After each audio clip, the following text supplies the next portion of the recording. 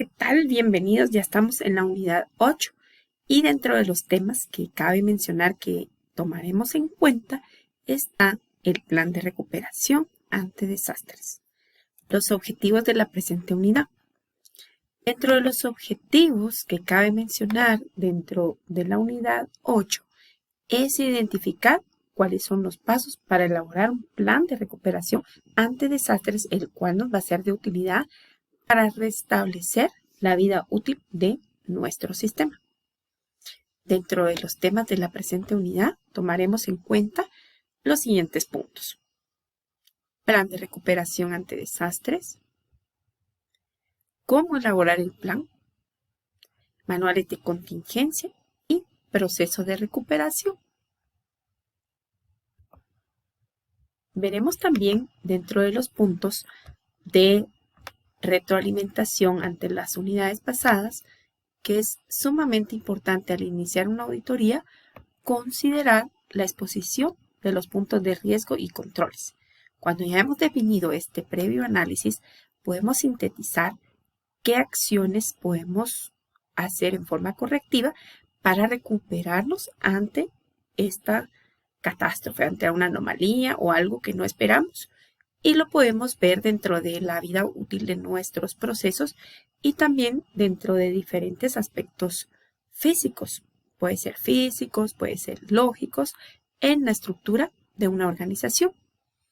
Dado que el curso está enfocado en la parte de los sistemas, lo enfocamos al estudio de la información y procesamiento de datos. Y es por ello que ustedes han analizado diferentes circunstancias en donde vemos ejemplificadas situaciones que tienen relación con diferentes procesos administrativos que hacemos día a día en nuestro trabajo. Dentro de un plan de recuperación ante desastres lo podemos definir también bajo los nombres plan de contingencia, plan de emergencias, plan de reanudación de servicios ante desastres. Hoy en día hemos visto cómo dentro de muchas instituciones a nivel organizacional, a nivel mundial, a nivel nacional, departamental, suceden diversas anomalías, catástrofes o cuestiones inesperadas. Y ante esas situaciones, las organizaciones y sistemas buscan restablecer sus mecanismos de seguridad con protocolos adecuados. De la misma manera, lo podemos considerar en el estudio de nuestros sistemas. Y puede encontrarse bajo este nombre, como hemos mencionado, plan de emergencias o plan de cómo reanudar nuestras operaciones. Y el propósito de los anteriores, pues tiene la misma metodología y tienen varios puntos en común, siendo estos: todos los recursos de información que han sido determinados por la dirección son esenciales. Esto para cumplir con una misión crítica. Por ejemplo, ante cualquier función como pérdidas que podemos tener inaceptables y que éstas deben de tener por escrito las acciones correctivas que vamos a considerar. Esto nos va a permitir una continuación pronta y eficaz de las funciones críticas ante un desastre. Cabe mencionar también que en los planes que realizamos muchas veces puede ser que las cosas sean inesperadas, que tengamos un poca certeza de lo que va a ocurrir, pero lo más importante es tener planes bien sustentados. Y estos planes deben de ser probados por lo menos una vez al año. Deben de ser actualizados y validados con cierta frecuencia para que así puedan respaldar los datos que en los mismos se investigan. En este plan se describe cómo una organización piensa responder a eventos que rompen su funcionamiento normal. Esta planificación nos ayuda a reanudar los servicios, minimizando el impacto de ruptura. Mientras así también se aumenta al máximo los recursos disponibles para de así reasumir el funcionamiento normal. Al no tener expuestas las diversas actividades que lo van a conformar, muchas veces nos puede sorprender el no saber qué acciones considerar. Dentro de los propósitos de un plan de recuperación ante desastres encontramos los siguientes. El propósito del mismo es proporcionar una serie de acciones que están predeterminadas y que nos ayudarán a reducir la toma de decisiones durante diversas operaciones de recuperación. Nos permite también reasumir los servicios críticos rápidamente y posibilita la reanudación del servicio normal en el menor tiempo posible.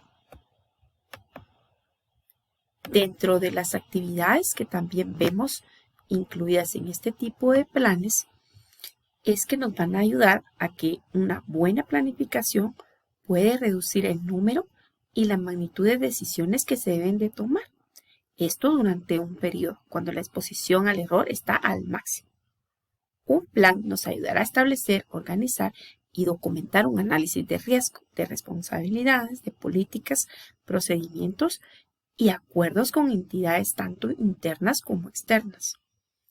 Pero, por ejemplo, al momento de planificar, tenemos que tener la certeza de la documentación de las actividades que se van a respaldar en el mismo. También así, dentro de este proceso, nos permite identificar los tiempos aceptables para estar, por ejemplo, en algún momento fuera de servicio y las acciones de recuperación que vamos a tomar. Estas funciones y servicios que deben de restaurarse, por lo menos deben de tener un rango. Por ejemplo, si va a ser dentro de 24 a 48 horas. Y esto va a recurrir a acciones que nos permitan recuperarnos y tener aspectos significativos en diferentes áreas.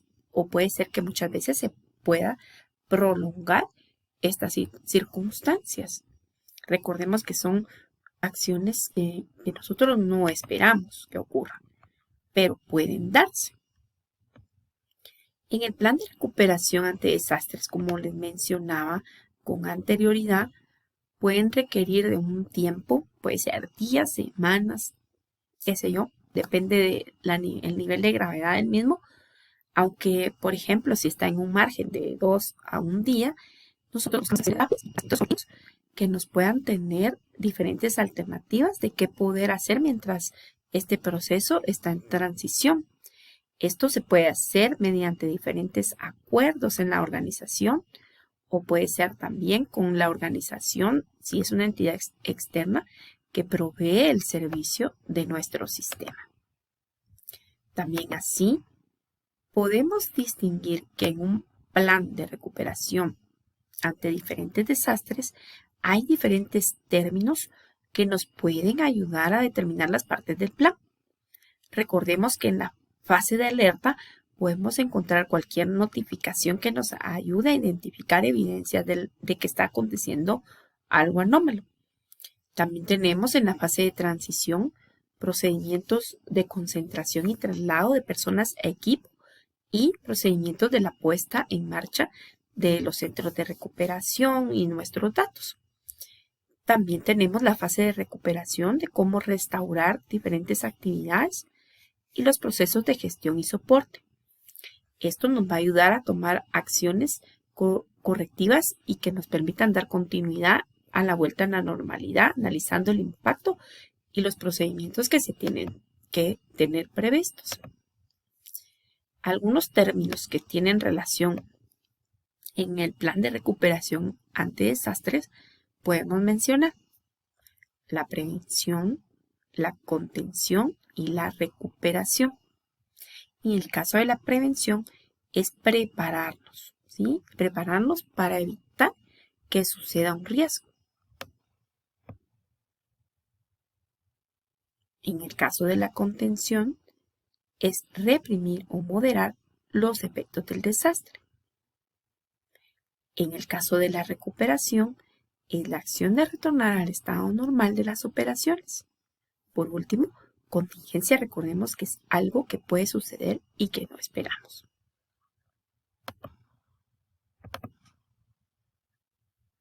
En un plan de recuperación ante desastres, podemos distinguir 4 etapas. Dado la definición anterior del plan de recuperación ante desastres, la descripción de los términos asociados debe contener al menos 4 secciones. Una de ellas es la prevención, la contención, la recuperación y la contingencia. Antes, durante y después. En la prevención tenemos un plan de respaldo de cómo prevenir para mitigar los incidentes. También durante vamos a encontrar un plan de emergencia y ejecución en el momento que sucede el incidente. Y después como un plan de recuperación una vez superado el incidente para regresar al estado previo a la contingencia. La prevención. Esta contempla planes de mantenimiento y monitoreo que nos ayuda a anticiparnos a tomar acciones correctivas. La contención describe en detalle todos estos controles con procedimientos a seguir por el personal responsable de los mismos en el momento que está ocurriendo el desastre.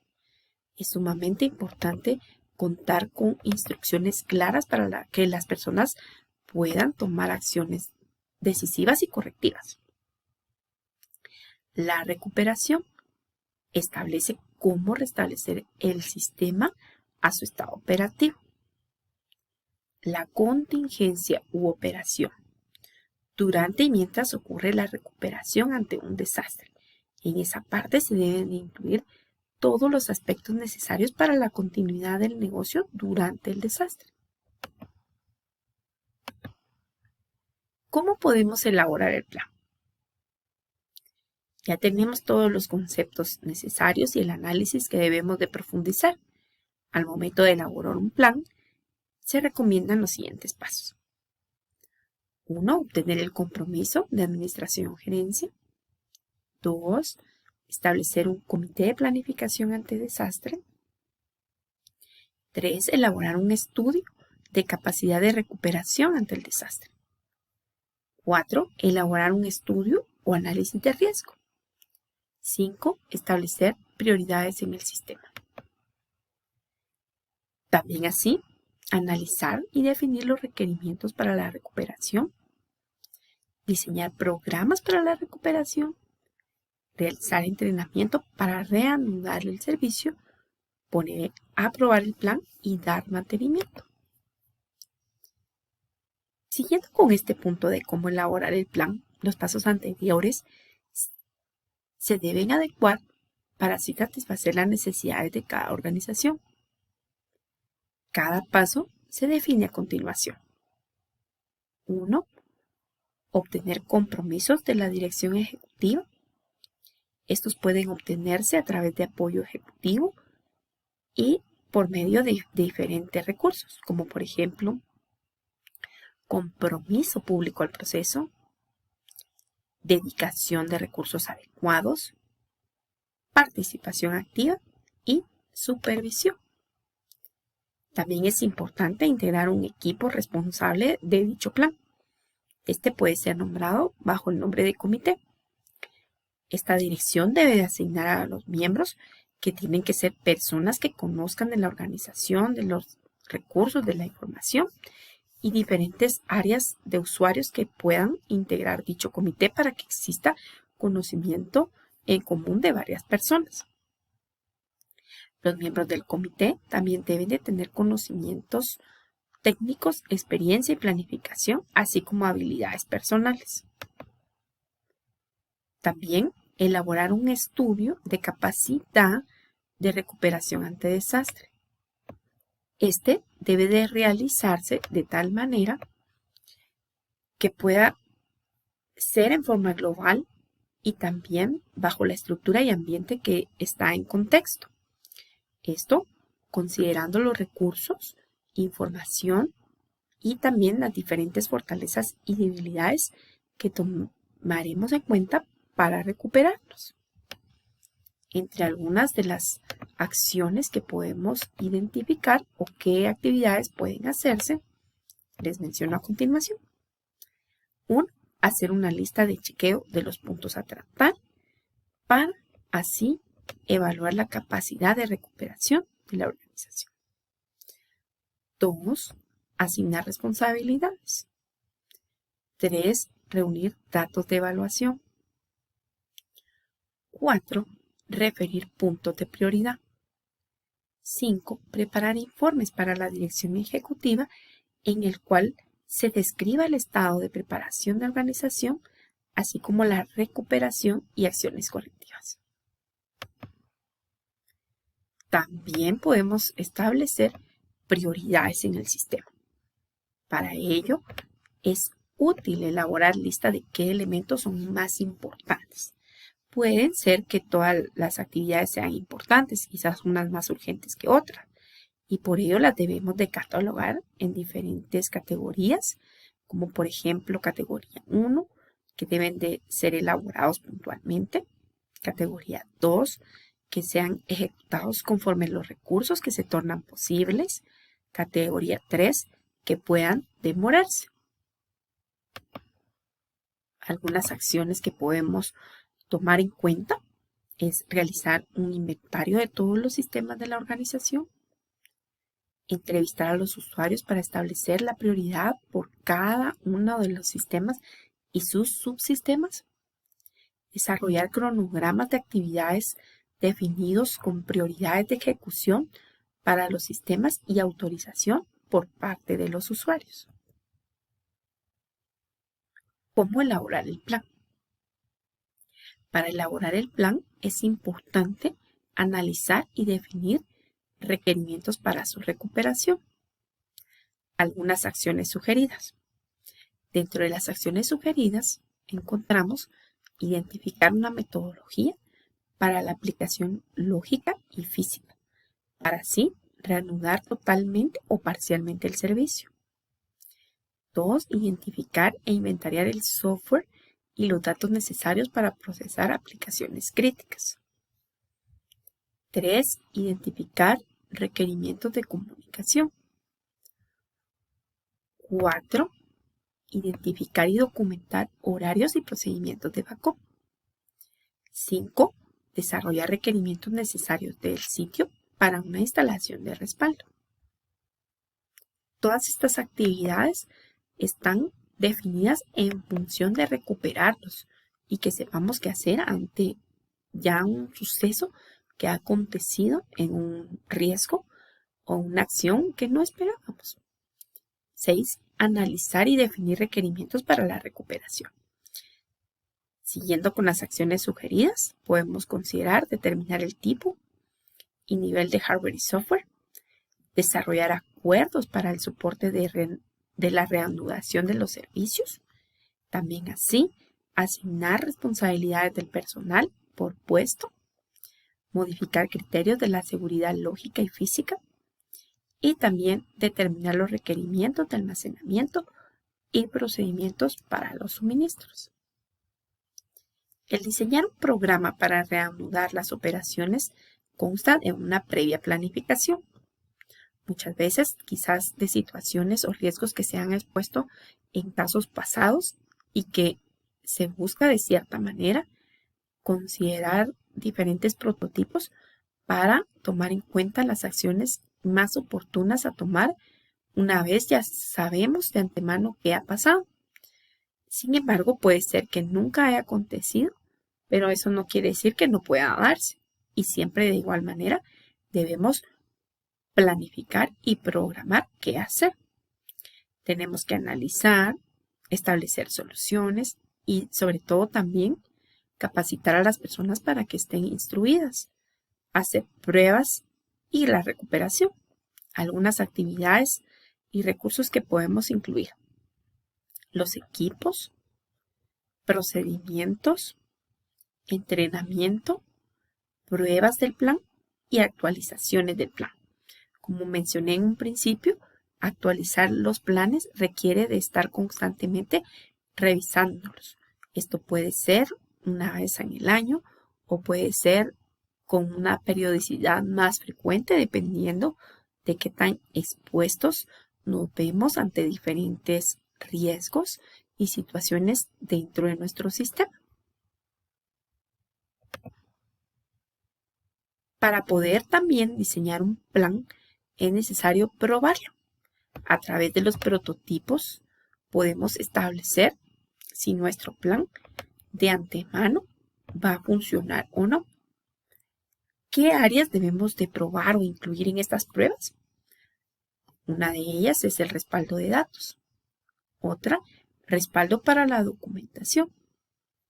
Y otra de ellas, las aplicaciones críticas. Es importante tener backups de toda nuestra información y que podamos tener respaldos de la documentación. Dentro de algunas de las acciones sugeridas, podemos encontrar listar objetivos para la prueba y alcance, tener en cuenta los escenarios de las pruebas que vamos a realizar, programar pruebas en el sitio de respaldo, seleccionar el personal que va a participar en la prueba. Estas personas tienen que participar activamente y tener cierta experiencia y opinión y aportar ideas en pro de las soluciones. Dirigir ejercicios de prueba, evaluar resultados y, de ser necesario, repetir estas pruebas hasta buscar los resultados esperados. El actualizar el plan es una actividad que conlleva la dirección y la planificación estratégica de la auditoría. Entre la actualización del plan tenemos que tomar en cuenta no solo, como mencioné con anterioridad, cada tiempo y con qué frecuencia se va a hacer, sino también diversos cambios que se puedan dar.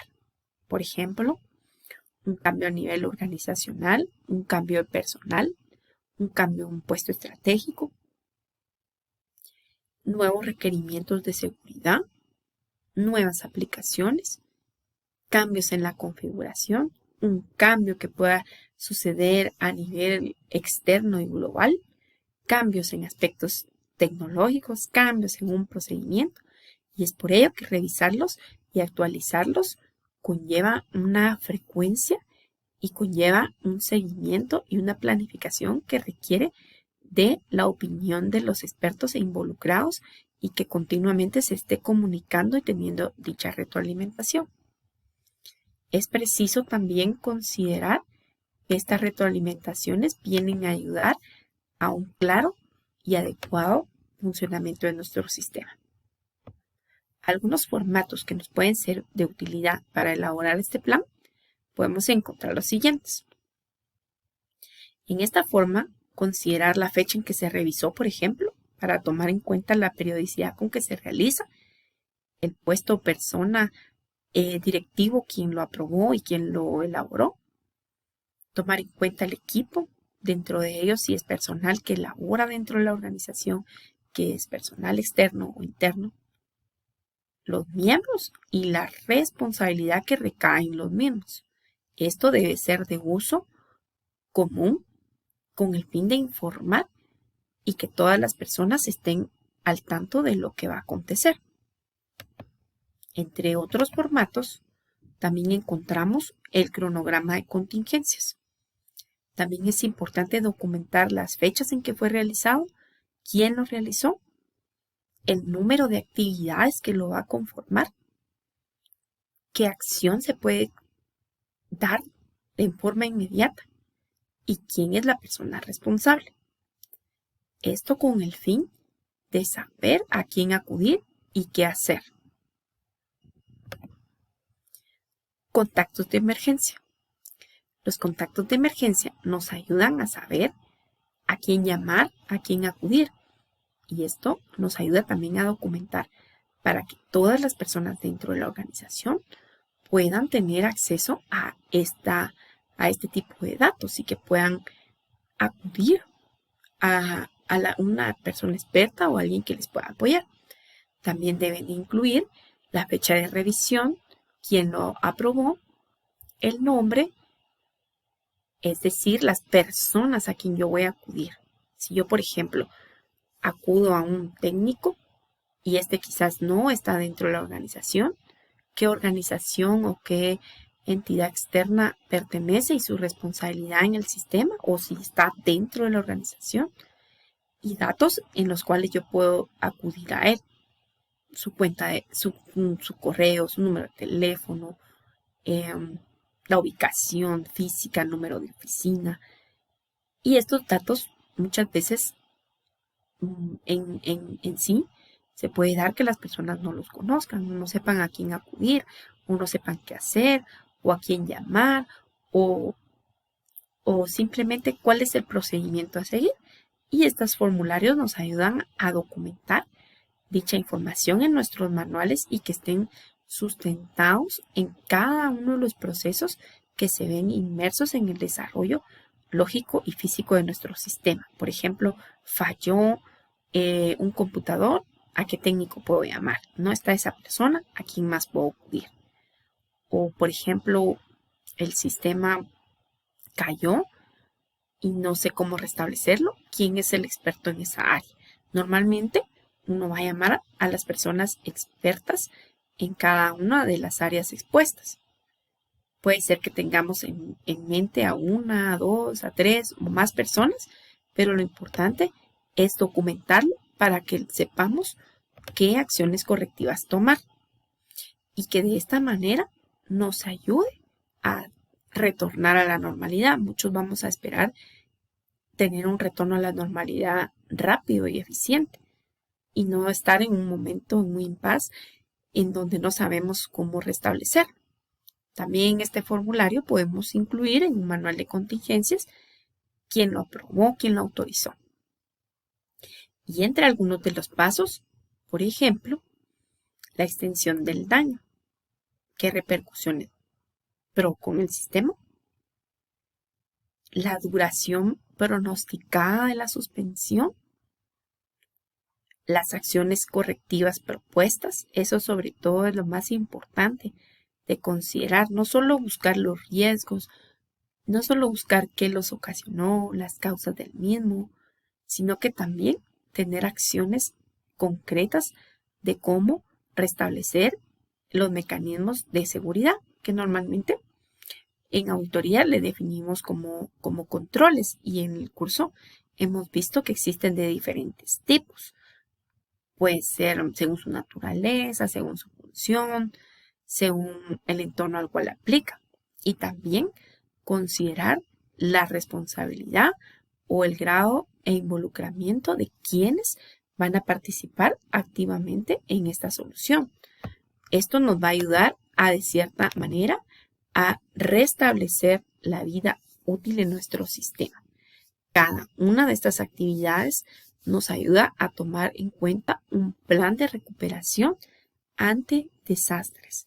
Si bien lo hemos estado de cierta forma ejemplificando acciones que se dan en un sistema de información, cabe mencionar que también puede ser aplicado a la seguridad física, a la seguridad de procedimientos y en específico a la seguridad de los datos e información, que es lo que estamos viendo en el curso.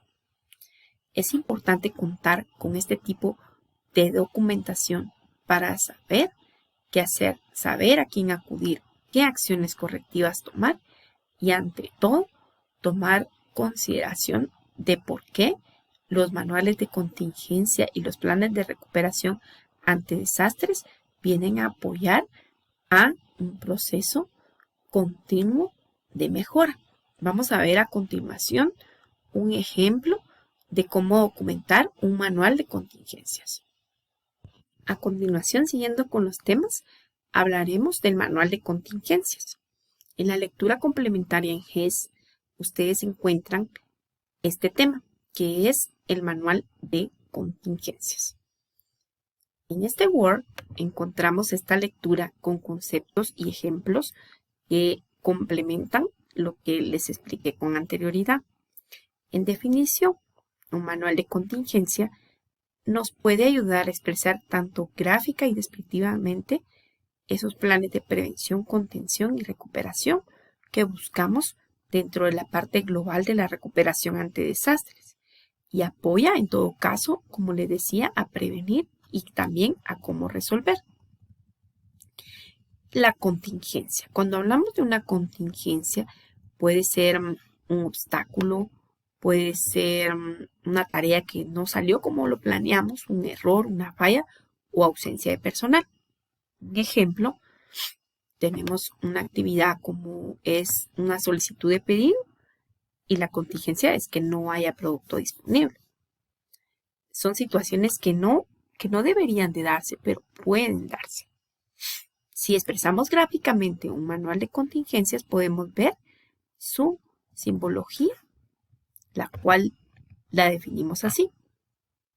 Paso del sistema, actividad o tarea, decisión o contingencia, y la forma de solventarlo, que puede ser a través de un instructivo o bien a través de una llamada. Ambas soluciones son efectivas en el proceso de las contingencias. Y acá vemos una representación gráfica de cómo ilustrarlo. Por ejemplo, solicitamos pedido. Un cliente hizo un pedido, pero resulta que verificando en bodega no hay existencias. Es una respuesta que quizás no esperaríamos otorgarle a un cliente. Pero entonces, ¿qué puedo hacer? En este tipo de caso, se acudiría a una llamada. ¿Llamada a quién? Al de bodega, al inventario o incluso a un proveedor para abastecernos de más producto. En todo caso, después de ello podemos ir analizando continuamente los diferentes pasos que se pueden dar en nuestro sistema y así analizarlo en cada uno de los subsistemas previstos en la organización. Dentro de los pasos para construirlo, tenemos que tomar en cuenta construir o hacer una tabla donde analizamos cada paso con sus contingencias posibles y su tipo de solución. Por ejemplo, vemos acá paso, descripción, contingencia, solución y tipo. De esta forma podemos completar la tabla y graficarlo, tomando en cuenta que un paso puede tener diferentes contingencias. Debe analizarse la solución para cada una de las contingencias. Una contingencia puede generar varias opciones de solución. Para escoger la solución adecuada, según sea el caso, podemos graficar entonces que un mismo paso puede tener en una contingencia varias soluciones. Por ello es que está representado acá. También podemos encontrar que en un mismo paso podemos identificar varias contingencias y también tener la posibilidad de ambos casos, que tengamos en un paso del sistema varias contingencias y también varias soluciones, como lo vemos acá representado, multicontingencia y multisolución. Entre más completos seamos al momento de definir nuestros sistemas y sus contingencias y posibles soluciones, es la forma más adecuada de analizar nuestros procesos y conllevar soluciones idóneas. Paso número 2. Recuerden, diseñar por cada tipo de solución, identificando si se hace por tabla de llamada o tabla de instructivo. En el caso de un instructivo, lo utilizamos cuando el personal a cargo del sistema está capacitado para seguir un procedimiento. Puede ser a través de una solución escrita, una herramienta necesaria y está autorizado para hacerlo. Vale la redundancia, una instrucción.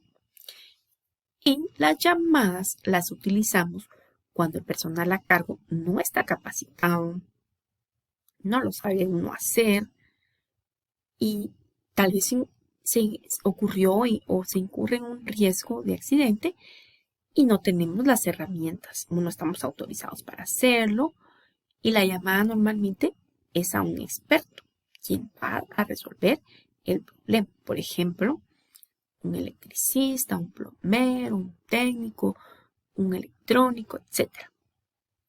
Nota, podemos combinarlas entre instructivos y llamadas.